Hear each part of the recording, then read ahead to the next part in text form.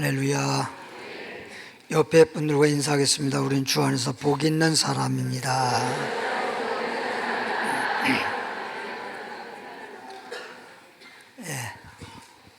어떤 사람은 복 있는 사람 인사하니까 오래간만입니다.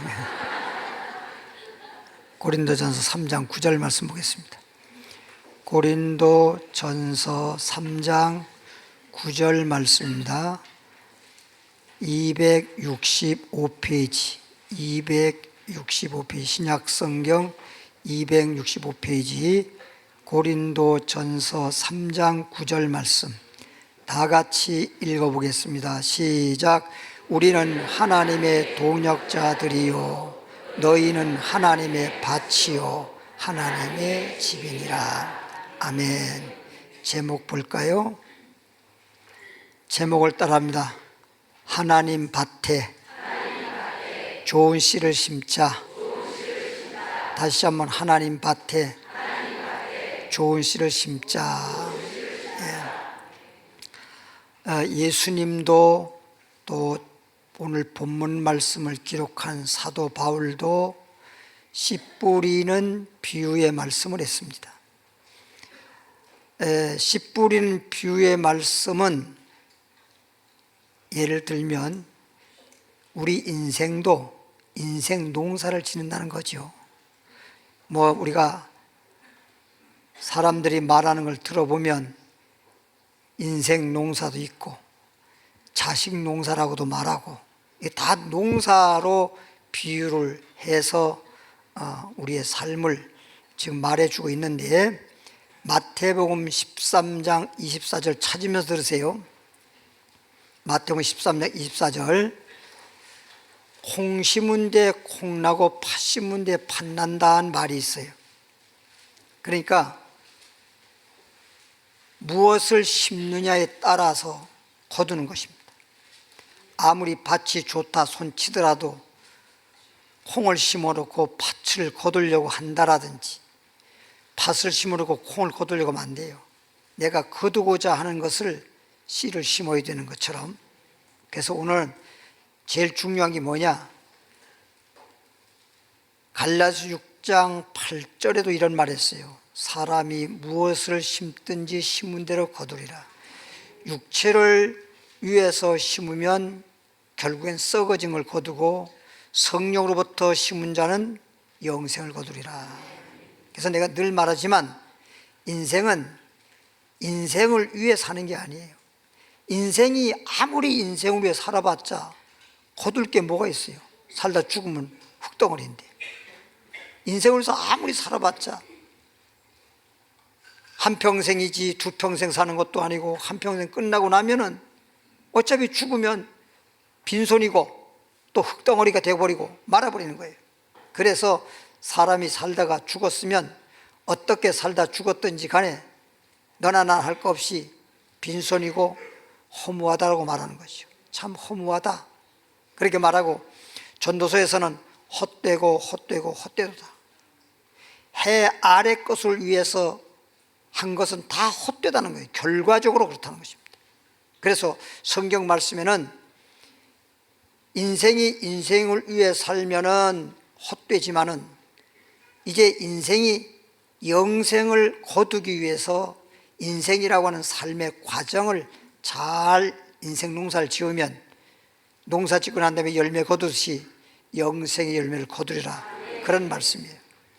마태복음 13, 24절 읽어보겠습니다. 예수께서 그들 앞에 또 비유를 들어 이르시되, 예수님이 우리들에게 잘 알아듣고 깨닫게 하기 위해서 비유를 들어서 말씀했는데, 천국은, 이 말은 천국을 가려면 영생을 얻으려면 이런 뜻입니다.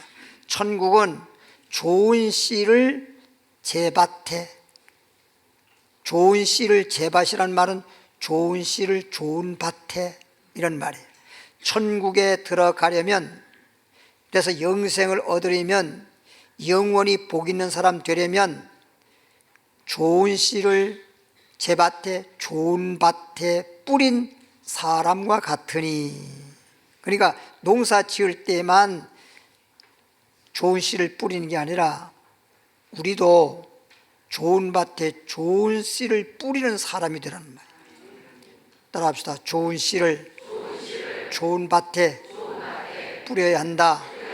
심어야 한다. 좋은 씨를 심어야 돼. 어떤 씨를 심느냐에 따라서 거두는 것이지, 심지도 않는 데서 거둘 수도 없을 뿐만 아니라 잘못된 걸 심어놓고 좋은 걸 거둔다고 한다면 그건 말이 안 되는 거예요. 우리 예수님이 마태복음 7장에서 이런 말을 비유로 한 말씀이 있어요. 가시나무에서 좋은 열매를 따겠느냐?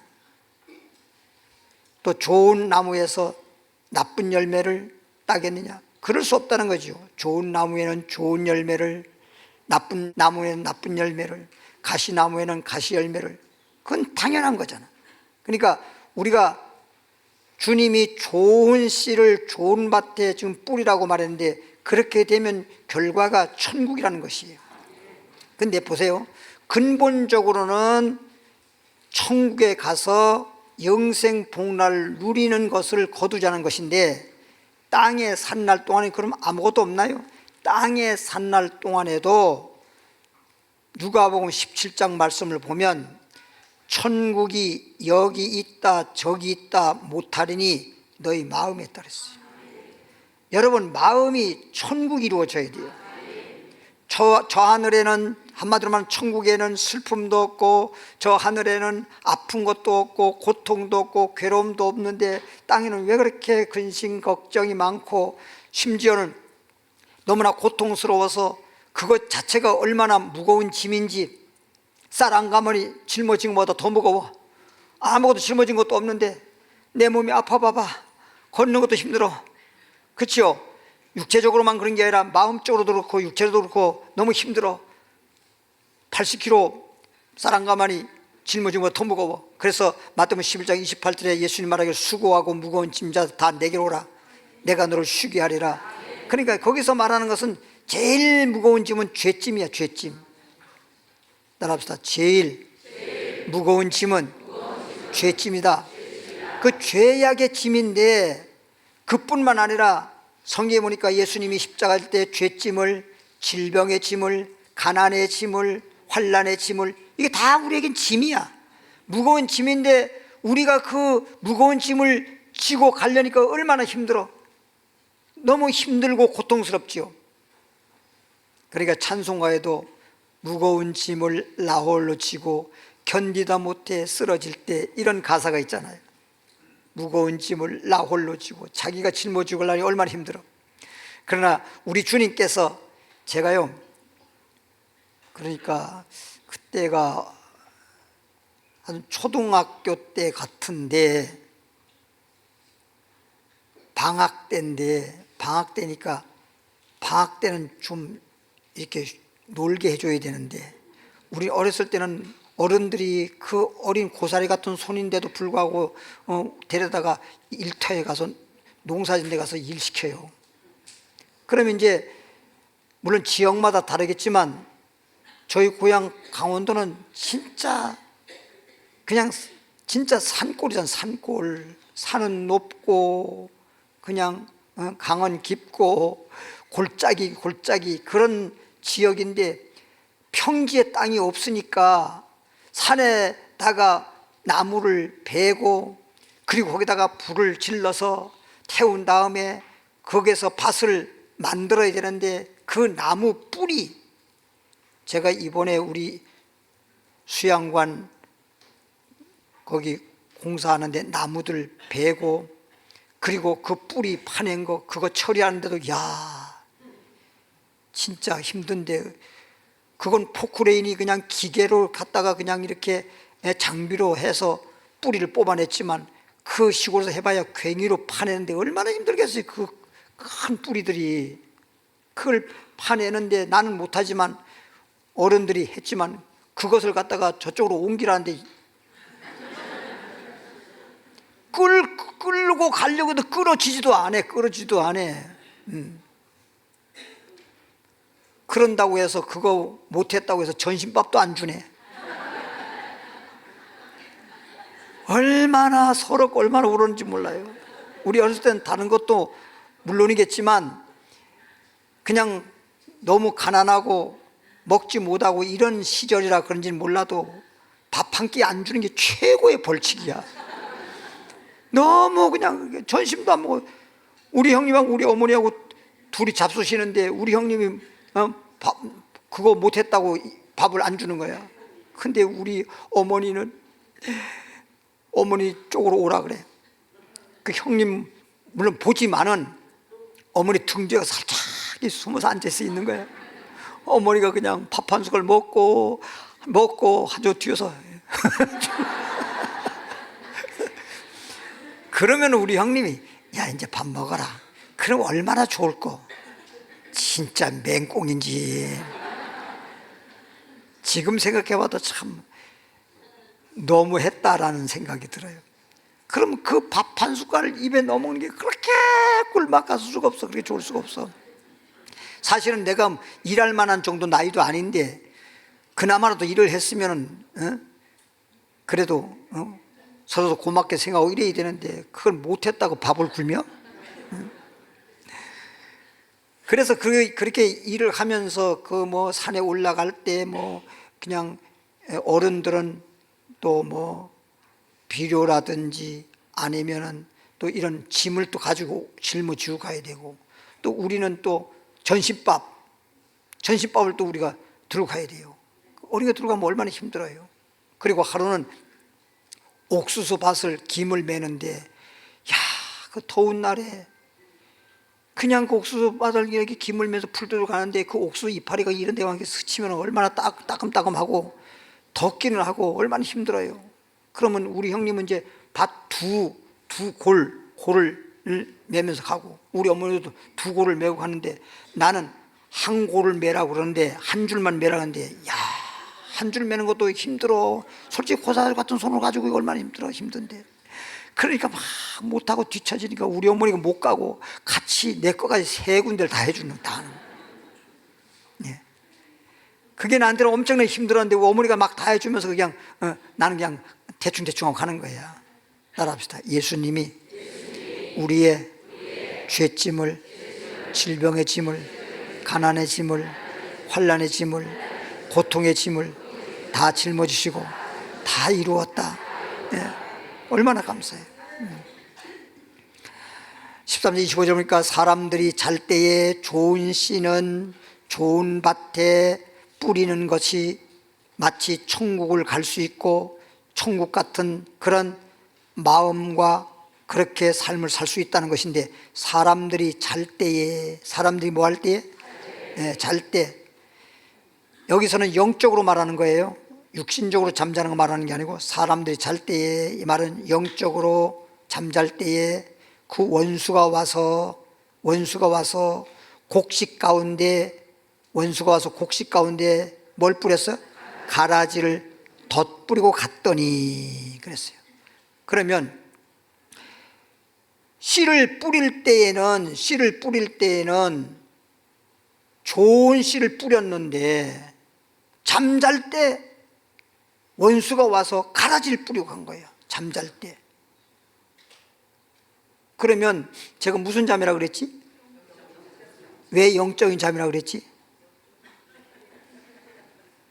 영적으로 왜 잠을 자면 안 되지? 알면 내가 봐요. 영은요 잠이 없는 거예요. 영의 세계는 아직 영적으로 태어나서 영적으로가 안 되니까 잠이 오는 거라고.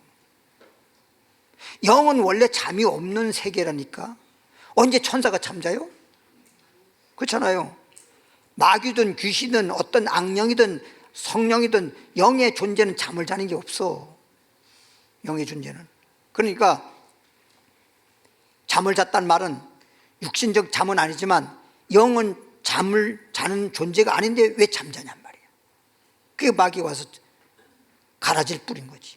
밭에는 곡식을 뿌려서 곡식을 자라게 하고 열매를 거둬야 되는 건데 가라지가 뿌려졌다고 했는데 가라지가 뭐 필요합니까? 이게 원수가 와서 가라지를 덧뿌렸다는 거예요. 영적으로 우리가 잠자면 그래요. 그러니까 우리는 성경 말씀 보면 깨어라 깨어라, 말씀에 깨어 있어라, 기도에 깨어 있어라, 감사로 깨어 있어라. 참 깨어라고 말하는 거예요. 깨어라고. 근데 잠자는 자들이 너무나 많아요. 여기 빼놓고 37절에 가보면, 마태복음 13장 37절에 가보면 대답하여 이르되 우리 주님께서 좋은 씨를 뿌리는 것이 천국이다.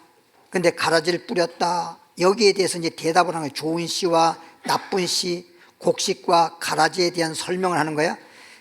대답하여 이르되 좋은 씨를 뿌리는 이는 누구요? 예수님이라는 거예요. 예수님은 좋은 씨를 뿌린다는 거예요. 그러니까 우리에게 영원한 영생의 열매, 요한복음 4장 35절에 보니까 영생의 열매를 거둔다 그러는데, 영생의 열매를 거둘 수 있는 좋은 씨를 뿌리는 자는 인자요.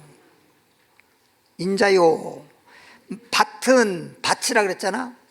밭이란 말은 하나님의 밭이라고 오늘 제목이 되어 있는데, 우리 마음을 말하는 건데, 이것은 지금 마태복음에는 밭은 세상이요, 이 말은 우리 사람들이 인간 세자를 써서 사람을 가리키는 거라고. 밭은 세상이요, 하나님이 세상을 이처럼 사랑하사 독생자를 주었으니 누구든지 예수 믿으면 영생 얻으리라. 여기도 뭐 하나님이 세상을 사랑한단 말은 세상 뭘 사랑해? 우리를 사랑한 거지, 우리 죄인을. 하나님이 세상을 이처럼 사랑했다면 우리를 사랑해서 예수님 독생자를 보내주셔서 우리 죄를 위해서 십자가에 못 박히시고 그런 거지. 뭔 세상을 얘기하는 거예요. 세상을 말한다면 우리를 세상이라고 말하는 거예요. 그래서 세자가 인간 세자예요. 밭은 세상이요, 좋은 씨는 천국의 아들들이요. 그러니까 인자가 심은데 천국의 아들들, 다시 말하면 하나님의 아들이 되게 했다, 이런 뜻이야. 인자가 심었잖아. 우리 주님이 심었잖아. 보세요. 아들을 심으면 아들 나, 딸을 심으니까 딸 나오는 거야. 씨, 그죠? 예를 들어봐요. 김씨가 지금 아들을 낳았어. 그 김씨를 심었으니까 김씨잖아. 아들도. 아들이 김씨인데 자기 박씨라고 할 수가 없잖아. 그 씨를 심는 거야. 사람이든 어떤 농사 지을 때 씨를 뿌리든 사람의 씨를 뿌리든 뭐든 다, 여러분 짐승도 다 종자가 있잖아. 종자 씨가 있잖아. 그래서 뭐 보니까 어떤 강아지도 보니까 아주 그냥, 강아지도 유명한 강아지가 있대. 그것도 순종이 있잖아. 순종이. 그죠? 가라지는, 좋은 씨는 인자 예수님이 뿌려서 하나님의 아들들이 되게 하는 거예요. 하나님의 아들. 하나님은 우리 아버지, 우리는 하나님의 자녀. 그래서 우리가 천국 갈 수 있는 것인데, 좋은 씨는 인자 예수님이 뿌리시고, 그 다음에 결과적으로는 뭐냐? 천국의 아들들, 천국의 아들이 되게 한다. 그런 얘기고, 가라지는, 반대로 가라지는 뭐냐? 악한 자의 아들들이요. 악한 자의 아들이, 악한 자. 우리 좋은 씨를 뿌리면은 누구의 아들이요? 천국의 아들이야. 천국의 아들. 하나님의 아들이 되는 게 하나님의 아들. 천국의 아들이야. 가라지를 뿌리면 악한 자의 아들이야. 악한 자의 아들이야. 가라지를 뿌린 원수는 누구래? 마귀야. 그러니까 쉽게 말해서 좋은 씨를 뿌리게 되면 하나님의 아들, 하나님 자녀가 되고, 가라지를 뿌리게 되면 마귀, 악한 자가 뿌리는데, 악한 자는 누구요? 마귀요. 마귀 자녀 되는 거야. 오늘 이 씨를 뿌린 거에 따라서 하나님 자녀가 되느냐, 아니면 마귀의 자녀가 되느냐, 천국 가느냐, 지옥 가느냐라고 하는 거예요. 씨가 이렇게 중요하단 말이야. 따라합시다. 좋은 씨를 좋은 밭에 심어서 영생의 열매를 거두자. 이게 하나님이 예수님이 이 땅에 보내가지고 우리를 영생의 열매 되게 하려고 인자 예수님을 통해서 우리 마음의 밭에다가 뭘 뿌렸어? 좋은 씨를 뿌렸단 말이야. 그래서 콩 심은데 콩 나오듯이 우리가 하나님의 아들, 하나님이 씨를 뿌려서 하나님의 아들, 하나님의 자녀가 됐단 말이야. 내가 방금 얘기했잖아. 김씨를 뿌렸으니까 김씨 아들이 되는 거라니까. 내가 유씨가 뿌렸으니까 유사무엘이 나온 거라고. 그 김사무엘이 나온 게 아니잖아. 추수 때는 언제야? 세상 끝이야. 비유적으로 이렇게 주님이 여러분들에게 잘 깨닫게 하고 이해시키려고 이렇게 말씀하는 거예요. 추수 때는 그러면 이제 씨를 뿌려서 농사 지어서 열매를 거둘 때, 다시 말하면 추수 때는 세상 끝이라고. 추수 때는 우리가 농사를 지어서 추수할 때는 이제 농사 끝이잖아. 농사 끝. 그러면 추수 때는 세상 끝이야. 세상 끝이야. 그래서 지금 세상이 어느 정도 세상이 됐어요? 마지막 때가 됐잖아. 세상 끝이 됐잖아. 예, 세상 끝이요. 추수꾼들은 누구라 그랬어? 천사들이라고. 천사들. 추수꾼 천사들이 거두는 거야. 그런데 오늘날 신천지에서는 뭐라 그래? 지들이 추수꾼이래. 그래가지고 교회마다 다니면서 추수꾼이라 그러면서 사람들 미혹하고, 그게 악한 자야. 악한 자. 악한 자들의 의해서 그 짓을 하고 있는 거야. 그러니까 얼마나 몰라서 정말 자기도 망하고 남도 망하게 하는 자가 되어버리잖아. 그런즉 가라지를 거두어 추수를 할 때는 먼저 가라지를 거둔다 그러더라고요. 우리나라와 유대 이스라엘 나라에 좀 농사 짓는 것이 조금 좀 달라요. 환경이. 그런즉 가라지를 거두어 불에 사르는 것 같이, 불에 사르는 것 같이 세상 끝에도 그러하니라.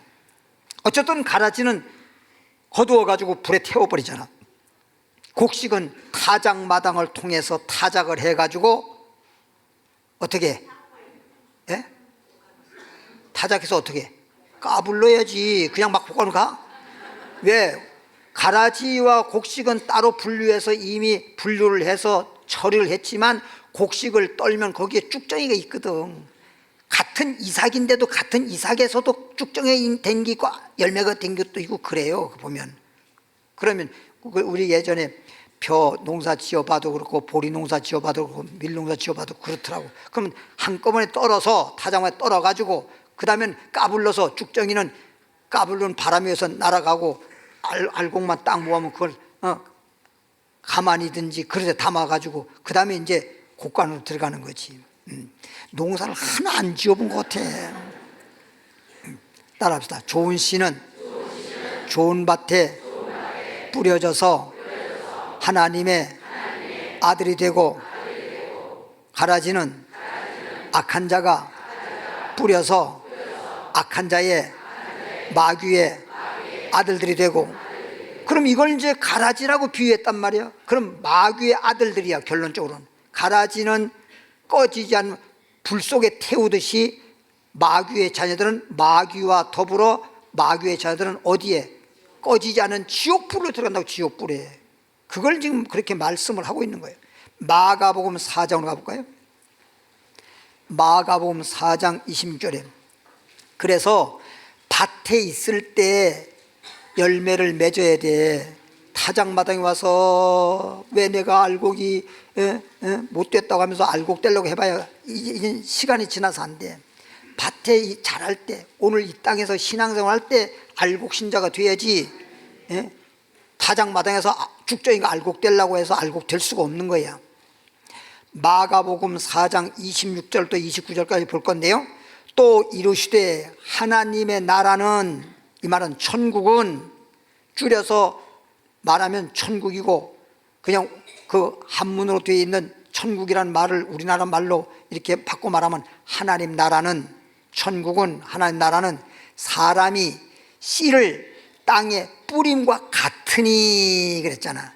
사람들이 땅에 씨 뿌리고 농사 짓는 거와 같다 이거야. 그래서 우리가 농사를 지을 때 씨 뿌리고 농사 짓듯이 우리 인생도 마치 씨를 뿌리고 농사 짓는데, 그게 바로 하나님께서, 예수님께서 우리에게 좋은 씨를 뿌려서 하나님 자녀 되게 하고, 쉬이 말하면 알곡 신자 되게 하고, 마귀는 뿌려서 마귀 자녀 되게 하고 지옥불에 들어가고, 이렇다는 얘기를 하는 거잖아.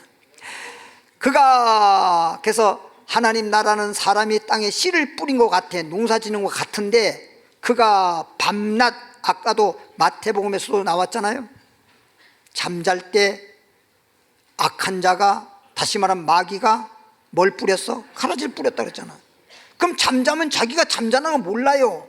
마귀가 가라지를 뿌는데 그게 가라지인지도 모르고 그게 무슨 마치 좋은 씨처럼 생각하고 몰라. 그러니까 영적으로 잠자면 안 돼, 절대. 오늘 영적으로 잠자는 것도 깨울 것이고 좋은 씨도 심을 것이고 잠자는 것도 깨어서 절대 가라지가 뿌려지지 않도록 하고, 뿐만 아니라 곡식을 뿌려줬는데도 자랐는데 열매 못 주면 되고 쭉정이 되면 또 불 속에 들어간 마찬가지야. 알곡이 되기까지 그 말씀을 전하려고 하는 겁니다. 그가 밤낮 자고 씨를 뿌렸어. 씨를 뿌렸어. 싹이 났어. 이제 자라면서 밤낮, 밤낮, 밤에는 자고 낮에는 깨고, 지금 그런 얘기잖아. 그가 밤낮 자고 깨고. 그럼 여기 뭔 말이냐면 밤낮 자고, 그러면 잔다는 얘기는 뭐가 자야 돼? 가라지. 마귀가 잠자는 자에게 가라지 뿌린다니까. 자는 자에게는 가라지가, 깨어있는 자에게는 뭐예요? 곡식이. 지금 이 얘기요. 근데 그래가지고 거기에 깨어있는 자에게는 좋은 씨가, 잠자는 자에게는 가라지가 그렇게 심어졌단 말이에요. 그렇게 자라는 거야. 같이 자라는 거야. 곡식과 가라지가 같이 자라는 거라니까. 그래서 밤낮 자고 깨고 하는 중에 씨가 나서, 가라지 씨가 나서 가라지로, 곡식 씨가 나서 곡식으로 같이 자라가는 거예요. 지금 그가 밤낮 자고 깨고 하는 중에, 그래서 자고 깨고 이런 말 지금 하는 거예요. 중에 씨가 나서 자라되. 근데 여기서 씨가 나서 그랬잖아. 싹이 나서 이렇게 말 안 하고. 그러니까 씨가 나서라는 말을 왜 씨가 나서 이렇게 말을 하냐면 곡식 씨와 가라지 씨를 말하나 그래요. 종류가 다르다는 거예요. 그냥 싹만 났다면 뭔 싹이 났는지 어떻게 알아? 그러니까 좋은 씨는 좋은 싹이 나고 나쁜 씨는 나쁜 싹이 나니까 그 씨가 나서 이렇게 말하는 거라고. 어떻게 그리 되는지를, 어떻게 그렇게 되었는지, 왜 가라지가 되었는지, 곡식을 심었는데, 좋은 씨를 좋은 밭에 심었는데 마귀가 그렇게 한 건 모르지. 왜 그렇게 되었는지, 왜 그렇게 하필이면 가라지가 뿌려져가지고 가라지 밭이 되고 가라지 씨가 됐는지, 어떻게 그리 되었는지를 알지 못하느라. 이걸 모른단 말이에요. 모르고 자기 곡식이라 생각하고 있는 거야. 나중에 이삭이 올라온 걸 보니까 가라지요. 이삭이 나오기 전에는요, 곡식과 가라지가 너무 비슷해가지고요, 구분하기가 좀 힘들 정도예요. 물론 확실히 볼 줄 아는 사람은 다 구분이 되겠지만 가라지와 곡식은 아는 사람은 딱 구분이 돼요. 근데 땅이 스스로 열매를 맺되, 땅이라고 하는 가라지든지 곡식이든지 자라게 나게 하고 열매 맺게 하잖아. 땅이 스스로 열매를 맺되 처음에는 싹으로 나와. 곡식이든지 가라지든지 싹이 나와. 그 다음에는 뭐예요? 자라서 이제 이삭이 나와. 싹이 나와. 자라서 이삭이 나와. 그 다음에는 이삭에는 충실한 곡식 열매고, 반대로 가라지는 가라지 열매야. 열매가 익으면 곧 낫을 대나니, 추수로 한다 이거 뜻이죠. 낫을 대나니 이는 추수 때가 이르렀음이니라. 추수 때가 왔다는 거죠. 세상 끝에도 그렇다는 거예요. 세상 끝에도. 마태복음 24장 42절에 이제부터 뭘 배우느냐? 좋은 씨가 뿌려지고 하나님의 아들이 되고, 하나님의 아들은 천국에 가고, 가라지는 마귀가 뿌렸고 마귀의 자식이 되어서 가라지가 불에 태우듯이 지옥불의 심판을 받는구나. 이걸 배웠어. 그럼 왜 가라지가 뿌려졌느냐? 왜? 잠잘 때. 그래서 우리는 깨어야 된다는 거예요. 이제 깨어나는 말씀, 잠자지 않고 깨어나는 말씀을 여러분에게 전하려고 그러는 거예요. 그래서 이 말씀을 들으면 잠자는 것도 깨어나고, 깨어있는 사람은 계속 깨어있지, 영은 잠자는 게 아니라니까. 영은 잠자는 게 아니에요. 여러분, 육신적으로 잠자는 건 뭐가 잠자는 거예요? 뇌, 이 뇌가 잠을 자는 거예요. 뇌가 하루에도 엄청나게 생각을, 활동을 많이 해서 일을 했으니까 밤에 잘 때 뇌가 쉬는 거예요. 그게 잠자는 거야. 뇌가. 영이 잠자는 게 아니에요. 영은 잠이라는 게 없어. 이 뇌가 지금 쉬고 있는 거라고요. 마태복음 24장 42절에 그러므로 뭐하고 있어라? 잠자면 뭐하니까? 가라지가 뿌려지니까. 밭이라고 하는 건 잘 봐요. 밭은요, 우리 마음을 밭이라 그랬잖아요. 밭은요, 가라지를 뿌리든 곡식을 뿌리든 밭은 가라지를 뿌릴 때 안 해요. 이럴 수가 없어.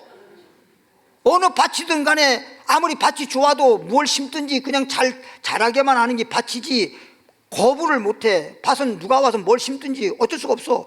예를 들어서 뭐라고 해야 됩니까? 하여튼 뭐 짐승이 먹었든 새가 먹었든 그래가지고 변을 넣었어. 근데 거기에 변에 씨가 있어가지고 나왔어. 그래가 열매 맺은 게 뭐야? 개똥참이지 뭐야? 아이고 그것도 몰라. 아 개가 먹고선 그 쌌는데 그 씨는 소화가 안 돼. 참외 먹어봐도 씨 먹으면 여러분도 쓰면 그냥 그대로 씨가 나오지. 그 소화가 됩니까? 그러니까 쌌는데 거기서 나와서 개똥참외라 그러잖아. 우리 어렸을 때 개똥참 많이 먹었지. 어느 날에 너희 주가 임할런지 깨어있어라 잠자지 마라. 왜?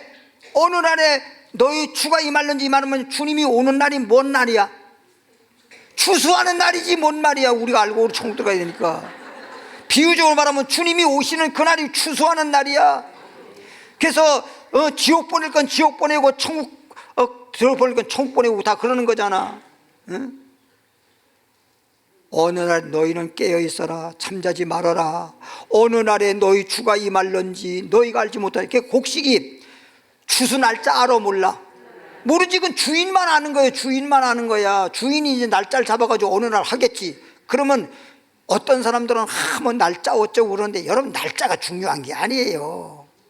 열매만 맺으면 알곡만 맺고 있으면 때가 되면 오늘 할런지 내일 하는지 그건 주인이 알아서 해. 뭐 날짜 안다고 해서 뭐 알곡됩니까? 쭉정이 되고 쭉정이가 됐는데 추수 날짜 안다고 쭉정이가 알곡됩니까? 그 소용이 없어. 굳이 주님이 언제 오냐 그 날짜 알 필요도 없어. 알곡만 돼. 알곡만. 괜히 가르치지 말고. 응? 44절에 이러므로 너희는 깨어있어라. 주님이 언제 올지 이러므로 너희도 준비하고 있어라. 아하, 깨어있으란 말이 뭐냐? 준비하라는 거예요. 깨어서 준비하는 거예요. 잠자는 준비가 없어. 준비가 없어. 이러므로 너희도 준비하고 있어라. 다시 바꿔 말하면 예비하고 있어라. 생각지 않는 때에 조금 전에 깨어 있어라. 너희 주가 언제 임할런지 너희가 알지 못한다. 그리고 다시 말하기를 너희도 준비하고 있어라. 생각지 않을 때 인자가 오리라. 언제 올지 모른다. 생각지 않을 때 언제 올지 생각도 못하지. 그러니까 예비하고 있어라. 마태복음 24장 37절에 뭘 예비해야 되는지, 예비의 중요성과 오늘날 예비하는 것에 대해서 말씀을 드리겠습니다. 마태복음 24장 37절에 보니까 노아의 때와 같이, 노아의 때는요 지나간 거기 때문에 누구나 다 알아요. 그때도 그랬듯이 앞으로도 그런 주님이 오실 날에 그렇다는 거예요. 노아의 때와 같이 인자의 임함도, 예수님이 오시는 것도 노아의 때와 같이 인자의 오심과 또 임함도 그러하리라. 그러하리라. 노아의 때와 같다. 홍수 전에, 홍수 심판되기 전에, 노아가 방주에 들어간 날까지, 홍수 전에, 비 오기 전에 하나님이 그 창세기 6장 9절을 보면은 이런 말이 있어요.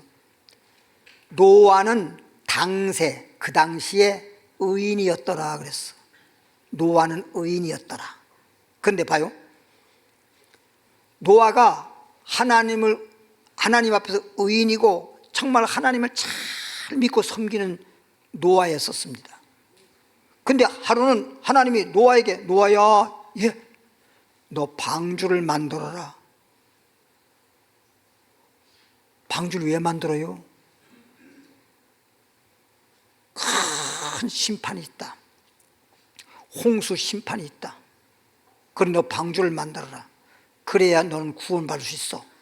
그래서 노아가 하나님부터 그 말씀을 받아가지고 가족들을 불러 모아놓고, 하나님이 나에게 말씀하셨는데 방주를 만들려고 그랬어.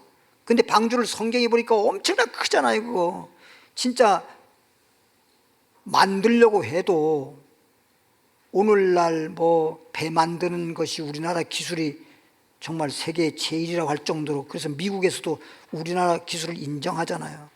근데 지금 그런 과학 기술 시대도 만들어 봐야 저 정도인데, 지금 노아의 방주는요, 지금 아무리 세상에 큰 배도 노아 방주만큼 큰 배를 못 만들어요.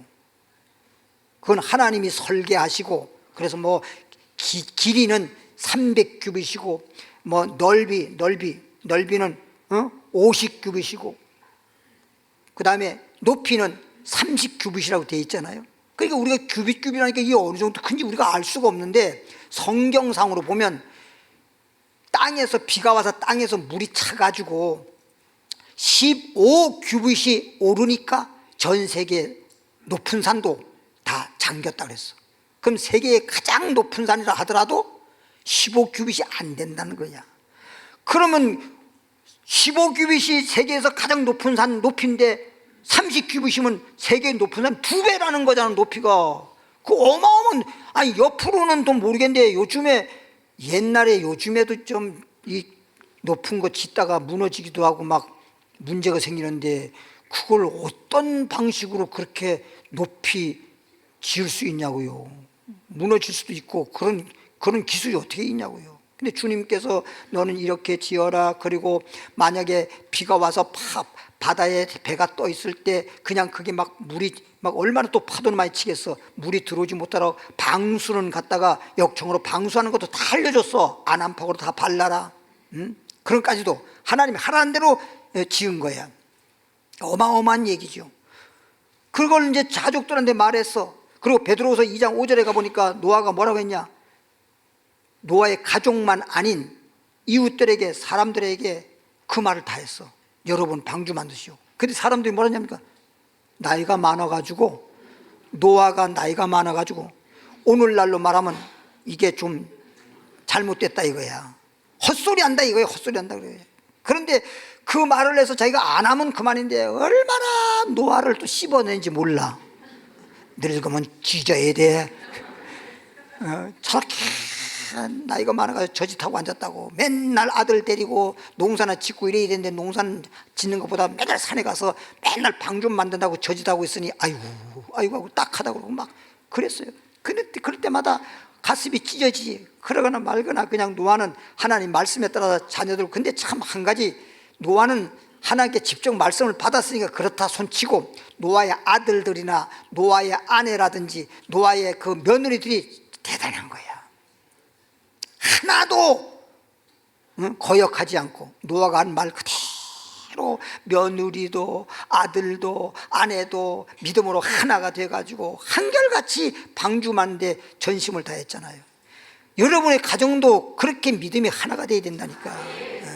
아이고, 나 지난번에 보니까 어떤 사람은 진짜 너무 답답하더라고. 아니 어떻게 한 집에서 종교가 그렇게 다를 수가 있어요. 남편은 천주교, 아내는 불교, 아들은 여호와의 증인. 이런, 야, 참 너무 답답하더라고. 그래서 내가 그분들을 전도를 한 사람을 했어. 우리 교회에서 예전에 있었던 얘기야. 전도를 했는데 천주교 나가는 사람이 이제 전도가 돼서 왔어. 근데 와가지고 내가 성경으로 얘기했지. 야, 다 천주교든 기독교든 하나님 믿는다고 하는데 이게 진짜 천주교에서 하나님 믿으라고 하는 게 성경적으로 맞아 틀려? 하고 성경을 딱딱딱 얘기해 줬더니 그래서 천주교에서 돌아왔어. 이게 이래서 되는 게 아니로구나. 그러니까 이제 돌아왔어. 돌아오는데 돌아오니까 아내가 한단 말이 핍박을 하는데, 천주교 다니다가 이제 기독교로 갔다고, 왔다리 갔다리라고, 나는 자나깨나 불교라고 이러면서 막. 근데 하루 이제 그 남편이 아마 전도하려고 그랬겠죠. 목사님 신방에서요. 그러고 신방에다 신방을 가는데 비밀로 해야 돼, 비밀로. 아내는 몰라. 근데 그냥 들어가니까 그냥 하루아침에 그냥 아내는 아무런 준비도 없이 그냥 누워 낮잠 자다가 우리가 신방 가니까 그냥 깜짝 놀래가지고, 그러니까 그냥 얼마나 투덜대겠어요. 자다 보고 일어나가지고 그냥. 아니 생각해봐, 우리 믿는 사람이라도 그냥 그렇게 잠자가 일어난 그 모습을 보여주고 싶지 않잖아, 솔직히 말해서. 그렇죠? 보여주기 쉽지 않은데 세상에, 예? 화장도 안 했지, 머리는 그냥 그렇지, 예? 근데 막 목사님이 왔다고 그러게, 남편이 와서 목사님 오셨어 그러니까 갑자기 일어나가지고 뭔 일이요 웬일이요. 그냥 방 안에서 서로 막 싸움이 벌어졌어. 그 제가 거기 가서 뭐 하겠어요. 왜 그것도 그런 줄도 모르고 갔는데, 그래서 가서 둘 다 앉혀놓고, 우리가 싸워서 뭐 하겠냐, 도대체 싸울 일도, 옛날에 그런 말이 있어요. 싸움을 붙이는 자, 싸움을 말리는 자, 그런 말이 있어. 그런 것처럼 제가 앉으라 그러고, 지금 제가요 여기 온 것은 이 가정에 축복을 필요 주러 왔어요. 그러니 그냥 축복 받으세요. 축복을 필요. 근데 그분이 또 그런 걸 때, 불교 사람들은요 다 그런지는 모르겠는데 딱 그 말한테 복을 받는다고 하는 건 받아야 된다는 건 아는가 봐. 딱 무릎 꿇더니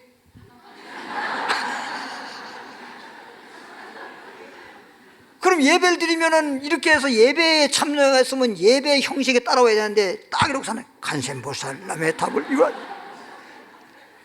남편이 여서 아멘 하는데 그건 관세, 말씀을 전하면 남편은 아멘 하는데 여기는 관세음보살. 그러고 난 다음에 뭐라 하십니까? 목사님 맞아요, 목사님 하신 말씀이 다 맞아요. 그러면서 그렇지만 하나님도 믿고 부처님도 믿으면 둘 다 도와주니까 더 좋을 거 아니에요. 또 이러고 앉았네. 뭐가 뭔지도 모르고.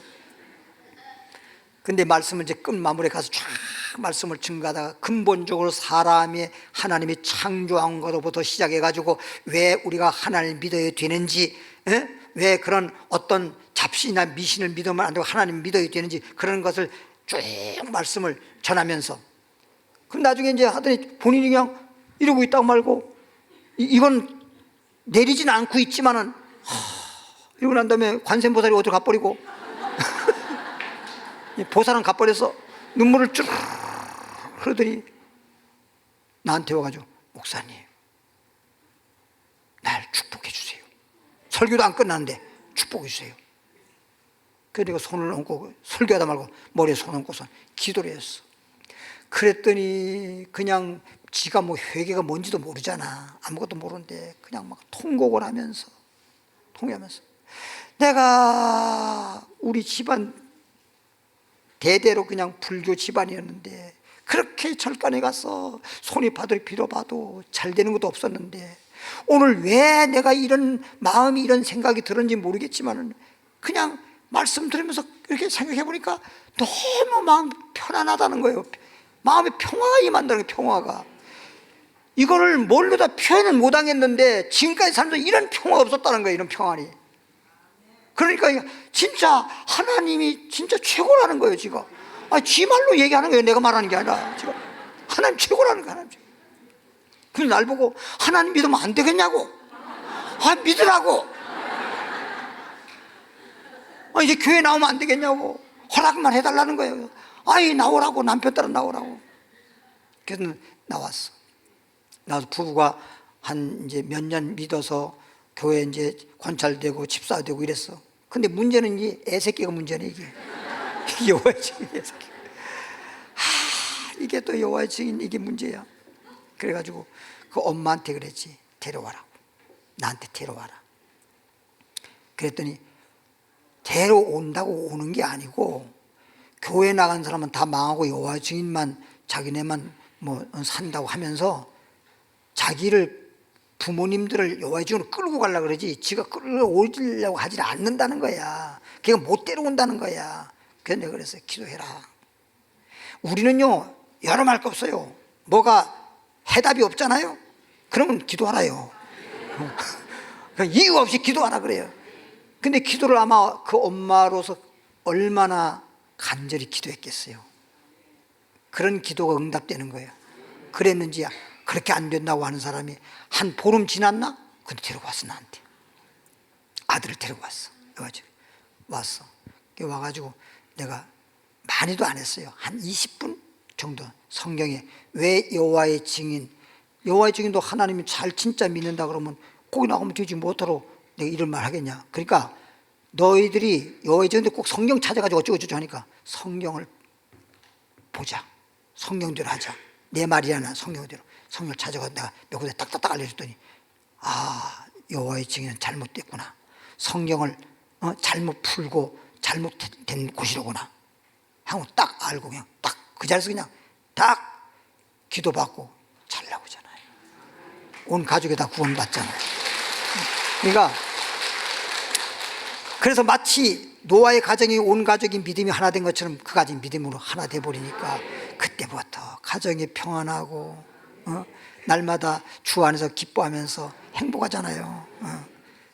따라합시다. 사람이 먹고 마시고 장가들고 시집가고 있으면서 이렇게 노아 당시에 사람들이 먹고 마시고 장가가고 시집가고 그러면서 홍수가 나서 심판할 때까지 다 멸망할 때까지 깨닫지를 못했어요. 망한 사람들은 왜 방주를 만들어야 되는지를 못 깨달은 거예요.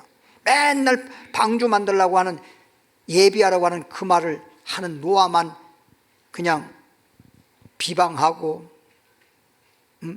뭐 정신 나갔다 그러고. 근데 노아가 방주를 다 만들고 하나님 말씀에 방주를 다 예배하고 나니까 하나님 말씀하기를 짐승들도 한 쌍씩, 어떤 짐승이든 한 쌍씩, 왜 씨가 없으면 안 되니까 한 쌍씩 다 방주로. 그래서 방주를 3층으로 지었는데 3층으로 지었어요. 3층으로 지었는데 짐승들이 사는 곳, 그 다음에 또 이렇게 사람이 사는 곳, 또 양식 저장하는 곳, 뭐 이렇게 해서 만들었거든요. 홍수가 나서 그들을 다 멸해까지 깨닫지 못한. 진짜 노아의 때와 같다는 말은 여기서 잘 들어봐요. 노아의 때에 하나님 방주 예비하는 이 말씀을 노아의 8식구 밖에는 못 깨달아. 그 많고 많은 사람들 중에 노아 8식구 밖에는 못 깨달아. 그 다음에 오늘날 말씀을 들어도 그렇게 깨닫고 예비하는 자는 극소수고 못 깨닫고 멸망받는 사람이 허다한 거야. 그러니까 여러분이 이 말씀을 듣고 노아가 말씀을 듣고 노아의 말씀을 전하는 걸 노아의 식구에 듣고 깨달아서 예비하는 자가 되는 것처럼 오늘날 주님께서 마지막 때 예비하라는 이 말씀을 전하고 여러분이 듣고 깨닫는다고 하면 여러분들은 정말 복 있는 사람이에요. 다 멸망했잖아. 사람들이 뭐라 해서 노아 보고 저런 농사 지어서 돈 벌고 뭐하고 돈 벌었다 손치더라도 홍수 심판이 뭐 다 망가져 본 거지. 뭐 있어요? 다 망한 거지. 24장 39절에 홍수가 나서 그들을 다 멸하기까지 깨닫지 못하였으니 인자의 임함도 이와 같으니라. 그럼 노아 때처럼 인자의 임함도 누가 비가 올 줄 알았냔 말이에요. 인자가 온다는 걸 사람들이 몰라요. 또 오늘날 소위 안다 하더라도 방주 예비하지 않은 상태에서 그냥 노아 당시에 방주 예비 안 했듯이 예비하지 않은 상태에서 주님 온다는 걸 안다 하더라도 예비하지 않고 주님 온다는 걸 기다려봤자 그래서 미련 다쳐야 되는 거 아니에요? 그러니까 옛날에는 방주 예배했지만 오늘날에는 주님을 맞이하려면 밤중에 신랑보다 비유적인 겁니다만 밝은 등불 들고 예수님 신랑 맞이하라고 한 거 아니에요?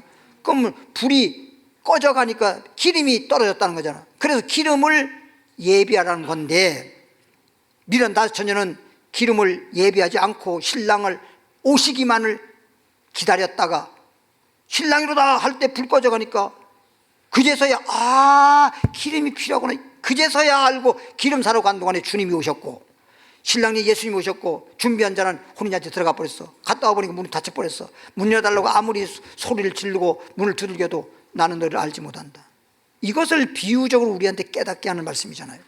그러니까 주님이 오시는 걸 알면서도 준비하는, 예비하라는 말씀을 모른 채 주님의 오시기만을 기다리는 자는 미련한 다섯 처녀 같은 신자라는 것이고, 주님이 오실 때 우리가 기름 준비해서 신랑 되신 예수를 맞이할 수 있도록 그런 자가 슬기롭고 지혜로운 신자라는 거잖아요.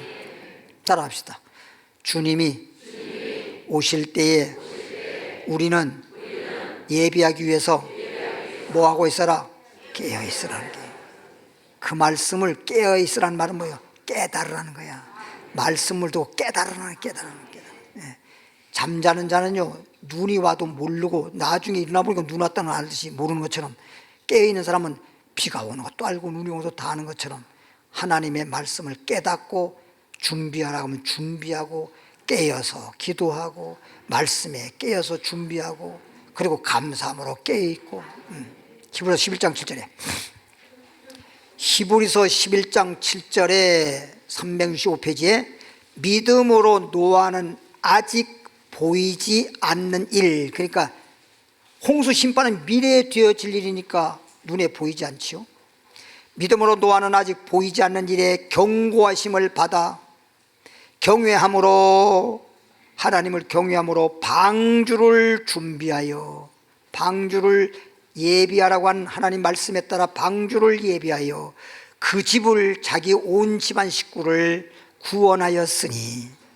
그러니까 노아가 방주를 구원받고 난 다음에 나중에 물이 다 빠지고 방주에 나와 보니, 노아는 그동안에 농사도 안 짓고 방주 만드는 데만 몰두하다 보니까 정말 어쩌면 사람들이 뭐, 다른 사람들은 막 돈 벌어가지고 땅도 사고 막 그런데 전부 내 땅이요. 물 빠지고 나니까 다 사람들 죽어 없어져 버리고 전부 다 온 세상이 자기 세상이야, 자기 세상이야. 이로 말미암아 세상을 정죄하고 믿음을 따르는 의의 상속자가 되었느니라. 그러니까 노아처럼 우리도 예비하라는 말씀에 따라 깨달아서 준비한 순륜한 다처녀처럼, 그래서 우리가 영생이라는 알곡신자가 되면 우리는 그야말로 최고의 복 있는 사람이다. 의의 후사. 누가복음 8장 11절로 15절까지 보면, 누가복음 8장 11절부터 보면 이 비유는 이러하니라. 비유가 뭐냐? 씨는 아까 뭐 좋은 씨 뿌리고 가라지 뿌린 씨 얘기했잖아요. 씨는 하나님의 뭐요? 말씀이란 말이야. 좋은 씨는 천국의 아들들이라 그랬으니까, 좋은 씨는 인자가 뿌린다는 말은 뭐냐면 말씀을 통해서 예수님을 여러분에게 심는 거예요. 생명이자 생명. 영생의 열매니까 생명. 예. 좋은 씨는 예수님에 대한 말씀을 여러분에게 마음에 심어주는 것이야. 예. 씨는 하나님의 말씀이요. 좋은 씨를 심는데, 지금까지는 좋은 씨나 가라지나 이 두 가지를 지금 말씀을 해서 좋은 씨를 우리는 마음에 심자는 것이고, 밭이 자기가 심는 게 아니에요. 그건 심는 자가 심는 거예요. 그래서 바울이 말하기를 나는 심었고 아볼로는 물 줬다 그랬잖아. 주의 종이 말씀을 여러분 마음에 심어주는 거예요. 좋은 말씀을 심어주는 거예요. 그러니까 주의 종을 잘 만나야 좋은 씨가 심어질 수도 있고, 잘못 만나면 가라지 막 뿌리는 거예요. 가라지 뿌리는 거야. 길가에 있다는 것은 좋은 씨는 심어주는데 자기 마음의 밭이, 아무리 좋은 씨를 심어도 밭이 길바닥이네. 딱딱한 길바닥. 그냥 밭도 갈아엎어서 곡식을 심어서 잘 자랄 수 있는 좋은 밭을 만드는데, 길바닥은 밭도 아니잖아. 거기에 심어진 것도 아니고 떨어진 거잖아. 길바닥에 떨어졌다고 하는 것은 말씀을 듣긴 들었는데, 들은 자니 이에 마귀가 가가지고 그들이 믿어서, 그 말씀을 믿어서 구원 얻을 건데 구원 얻지 못하게 하려고 말씀을 그 마음에서 뭐해가? 뺏어가 뿌려. 길바닥 같은 마음을 가진 사람은 말씀을 들을 때는 듣긴 듣는데 언제 들었더냐 하고 다 안 들을 때와 똑같아. 길바닥이라고 하는 밭이 그런 밭이야. 말씀을 들으면서 여러분 몇 장 몇 절 이거는 기억 못해도 괜찮은데 말씀을 들었으면 그 말씀을 들은 걸 기억하고 여러분들은 방주 예비하라고 했듯이 우리가 예비하라고 했으면 기름 준비 예비해야 되고 그런 말씀을 들어야 되고 그런 말씀을 들었으면 그런 분별의 지혜라든가 또 믿음이 생겨야 되잖아. 믿음은 들으면 생기는 거니까. 그 말씀을 들으면서 믿음이 생겨야 되는데 믿음이 생기지 않고 들은 걸로 끝나버리면 이게 길바닥 밭이라는 거예요. 그래서 첫째는 좋은 씨를 심어야 되고 두 번째는 밭 자체가 좋은 밭이라 된다고. 길바닥 같은 밭 되면 안 돼. 길바닥 같은 밭을 어떻게 해야 돼? 갈아엎어버려야지. 갈아엎어서 좋은 밭을 만들어야 돼요. 13절에 바위 위에 있다는 말은 뭐냐? 밭은 밭인데 흙이 얇고 밑에는 소마다 바위줄이 있는 거야. 그러니까 싹이 나고 뿌리를 내리긴 내리는데 깊이 내릴 수가 없어. 왜? 바위줄이 있으니까. 그러니까 햇볕이 나고 더우면 그냥 시들어 말라 죽어버리는 거지. 바위 있다는 것은 말씀을 들을 때 기쁨으로 받아. 말씀을 들을 때는 너무나 이런 말씀이 어디 있어 하고 너무 기쁨으로 받는데 잠깐 믿다가 시련을 당할 때, 시험 당할 때, 어려움 당할 때 그것 때문에 주님을 떠나버려 배반해버리는 거예요. 제가 목회하면서 그런 거 많이 봤어요. 우리 교회 와서 이 말씀 듣고 천하에 어디서 이런 말씀 듣냐고. 죽어도 베드로가 한 말하고 똑같더라고. 그래. 죽어도 목사님과 같이 죽고 살아도 목사님과 같이 살겠다고. 목사님의 뭐 오른팔 되겠다고. 아이고 오른팔은 고사하고 그냥 오른팔에 새끼 손가락만 대도 내가 말도 안 해. 그런 사람 치고 지금 내 눈에 하나도 안 보여. 하나도 안 보여다. 가시떨기에 떨어졌다는 것은 가시밭. 말씀을 들은 자인데 듣기는 들어서 신앙생활을 하려고는 하는데 지내는 중에 이 땅에 사는 동안에 이생의 염려, 이 세상에 사는 이생의 염려, 재물, 향락 그런 것들 때문에 신앙생활을 잘 자라고 싶은데 가시떨기 때문에 제대로 못 자라는 것처럼 믿음 생활을 제대로 못 하는 거예요. 말씀을 듣고 알긴 하는데 그것 때문에 자꾸만 세상적인 거 이것도 해야 되고 저것도 해야 되고 자꾸만 이게 이생의 염려와 재물과 향락의 기운이 막혀 온전히 결실하지 못하는 자예요. 15절에 보니까 좋은 땅, 좋은 씨를 좋은 밭에 심자라고 오늘 말했는데 좋은 땅에 있다는 것은 좋은 땅에 심어졌다고 하는 것은 착하고 좋은 마음으로 말씀을 듣고 이건 이제 깊이가 있어요. 착하고 좋은 마음이라는 말은 영적으로 착하고 좋은 마음이라는 그 의미가 있는데 오늘 시간 없으니까 그까지는 말씀 못 드리고 일단 말씀을 그냥 들을 때에 그냥 일반적으로 어떤 사람은 말씀을 들을 때 이왕 듣는 거 하나님 말씀 듣는 거니까 얼마나 말씀을 좀 사모하면서 들으면 얼마나 좋을까. 왜 그렇게 말씀을 뺐다 하겠든지 왜 그렇게 생각을 그렇게 하는지 몰라. 그 생각도 참 여러 가지더라고요. 그리고 말씀을 들으면 뭔가 좀 사모하는 마음이 있어야 되는데 드른둥만둥 사람들끼리 서로 대화를 하더라도요 드른둥만둥하면 대화가 안 돼요. 저 사람이 말해주면 그래? 그래? 우리나라 사람들은 말하면 그냥 가만히 있어요. 외국 사람들은요 전화를 하고 서로 말해도 옆에서 그런 말 계속 그래요. 와 하면서. 근데 우리나라 사람은 볼짝도 한다 가만 아무리 좋은 말도 그렇게 안 해. 진짜 우리 성도님들이 진짜 너무너무 마음의 밭이 좋아진 걸 알아요. 예. 제가 처음에 설 때는 엄청나게 내가 웃겼는데도 별로 안 웃어. 그냥 뚱 해가지고 있어요. 지금은 얼마나 잘 웃기도 하고 말씀도 잘 받아들이고 말씀을 듣고 지키어. 이제 말씀을 들었으면 들은 걸로 끝나면 안 돼. 그 말씀대로 믿음을 지켜야 되겠죠. 그리고 하루 이틀만 지키면 안 되지. 인내해서 결실 알곡 된단 말이야. 알곡. 그래서 착하고 좋은 마음으로 말씀을 듣고 믿음이 생기면 믿음을 지키고 끝까지 견뎌서 인내해서 결실 열매를 맺느니라. 마태복음 3장 12절 차고 마칩니다. 이렇게 해서 준비하는 말씀, 우리를 깨닫게 하고 신랑 예수를 맞이할 수 있는 준비하는 말씀, 노아 방주 예배든 마지막 때 우리들에게 준비해야 될 이런 말씀을 듣고 깨달아서 믿고 끝까지 인내해서 결실하는 이런 말씀을 심고 이런 마음, 좋은 마음을 가지고 그래서 알곡이 되어야 된다, 이런 뜻이야. 손에 키를 들고, 예수님 비유적으로 말합니다만 손에 키, 까불려는 키, 타작마당에 손에 키를 들고 자기의 타작마당을 정하게 하사, 정하나만 바르게 한단 말이야. 알곡은 알곡, 쭉정은 쭉정, 이걸 구분하기 위해서 까불르는 거야. 달래 까불는 게 아니고, 알곡은 모아서 그렇게 까불러 가지고 구분이 되면 알곡은 모아서 곡간에 들이고 쭉정이는 어디에? 꺼지한 불에 태우시더라. 그래서 결론을 말씀드리면, 쭉정이 같은 신자는 추수할 때, 이미 벨 때 구분을 지어 가지고 가라지는 가라지 단을 묶어. 그래서 가라지부터 먼저 불 속에 태워버려. 이스라엘 나라의 농사법에 의하면 그래. 그리고 알곡은 이제 곡식단을 묶어가지고 타작마당에 와서 타작을 해. 그러고 난 까불러 가지고 알곡은 알곡대로, 쭉정이는 쭉정이로 구분해가지고 또 쭉정이는 불에 태우고 알곡은 곡간에 들이는 거야. 그러니까 좋은 씨를 좋은 밭에 뿌리자는 건데, 여기에서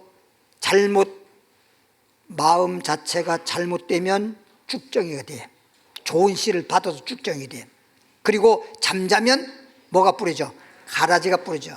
가라지 신자가 있고, 그 다음에 곡식은 곡식이었는데 좋은 밭이 못 되면 쭉정이 되잖아. 가시떨기 밭이라든지. 그러면 결과적으로 지옥에 가야 돼. 그래서 곡식 같은 신자가 있고, 알곡된 신자, 그 다음에 가라지 같은 신자가 있고, 곡식 같은 신자가 있고, 종류가 달라요. 가라지 같은 신자가 있고, 곡식은 곡식인데 알곡 신자가 있고 쭉정이 신자가 있고, 이걸 말씀을 통해서 여러분의 좋은 씨도 받아야 되고 밭도 좋은 밭을 만들어야 돼. 밭이 지가 좋은 밭이 될 수가 없는 게 뭐냐? 그냥 밭을 내버려 버리면요, 좋은 밭도요, 그게 전부 다 황무지 같은 밭이 돼버려요. 그래서 갈아엎어서, 묵은 밭을 기경해서 갈아엎어서 풀은 뽑아내고 돌도 제거하고 좋은 밭이 되게 만들어서 좋은 씨를 심는 거예요. 이게 다 주의 종들이 여러분들에게 말씀을 통해서 좋은 씨도 뿌리고 밭도 갈아엎어버리고 그리고 좋은 밭을 만들고 다 하는 거야. 알겠죠? 그러니까 얼마나 주의 종으로부터 전해지는 말씀을 잘 듣고 여러분 마음이 좋은 밭이 돼야 돼. 좋은 씨를 받아야 돼. 잘 자라야 돼. 알곡이 돼야 돼. 여기까지. 하나님 감사합니다. 오늘 주님께서 좋은 밭에, 하나님 밭에 좋은 씨를 심자는 제목으로 말씀을 전할 수 있게 해주시니 감사합니다. 아버지 하나님, 말씀을 보니까 가라지 신자가 있네요. 곡식 신자가 있네요. 곡식은 곡식인데 또 쭉정이 신자가 있고 알곡 신자가 있네요. 우리는 주의 종으로부터 전해지는 말씀을 통해서 좋은 밭이 되게 하시고 좋은 씨를 받게 하시고 또 잘 자라서 알곡 신자 되기를 원합니다. 그리고 이 땅에 산 날 동안에도 하나님이 축복하사 영혼이 잘되고 범사가 잘되고 강건하기를 원합니다. 예물 드리고자 옵나이다. 믿음으로 감사함으로 예물 드리오니 기뻐 연락해 주시고 하나님 영광 홀로 받아 주옵소서. 예수님 이름으로 축복 기도하옵나이다.